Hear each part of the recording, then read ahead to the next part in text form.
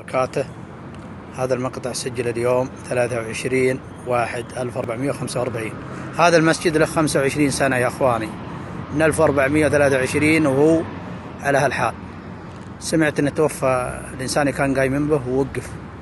هذا هو في الرياض، أسلي، طريق الأمير سعد بن عبد الرحمن الأول، قريب قصر الأبراج سابقا، جنب الإقامة الطويلة.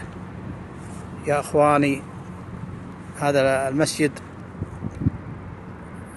كان عليه حجر، طاح الحجر من طول الوقت، ويربط بين شوارع وبين مكان مناسب وجامع، والمرافق حقته موجودة، دورة المياه أعزكم الله، والمواقف، وبيت الإمام والمدن عظم. المسجد كان عليه حجر وطاح الحجر من كثر الوقت.